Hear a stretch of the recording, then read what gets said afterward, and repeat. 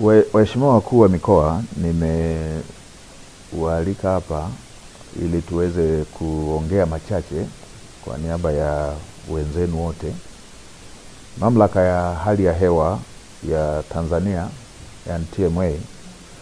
ilitoa utabiri wa mwelekeo wa msimu wa mvua za vuli na mvua za msimu kwa kipindi cha Oktoba 2025 hadi Disemba 2025 na kipindi cha mwezi Novemba 2025 hadi Aprili 2026 mtawalia. Na kutokana na utabiri huo, baadhi ya mikoa hapa nchini inatarajiwa kuwa na mvua za chini ya wastani hadi wastani kwenda chini ya wastani, na kutawaliwa na vipindi virefu vya ukavu na mtawanyiko wa mvua usioridhisha. Tathmini ya mamlaka ya hali ya hewa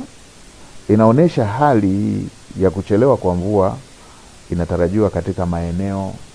ya mkoa wako wa Dodoma, Mheshimiwa Mkuu wa Mkoa, mkoa wa Katavi,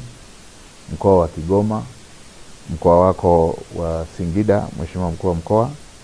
Tabora, pamoja na mikoa ya Iringa, Mbeya, Mtwara, Njombe, Songwe, Rukwa, Ruvuma, pamoja na kusini mwa mkoa wa Morogoro. Na kutokana na taarifa hiyo, mamlaka ya hali ya hewa Tanzania nimeona ni vyema nitumie fursa hii kusisitiza masuala kadhaa muhimu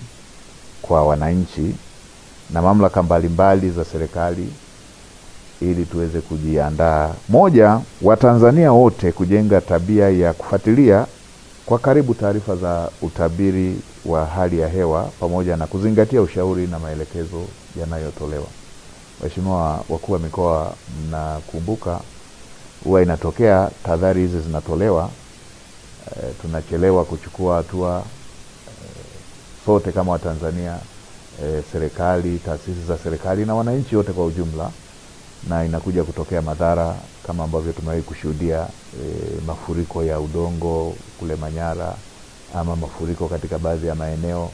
ya wananchi waliojenga kwenye mabonde. Kwa mara hii tunatahadharishwa kuhusu uhaba wa mvua, kwamba mvua hazitakuja za kutosheleza na zitakuwa na mtawanyiko usioridhisha. Ninawakumbusha wakulima kujiandaa, kuwa tayari kuandaa mashamba kwa wakati na kutumia pembejeo ikiwemo mbegu na mbolea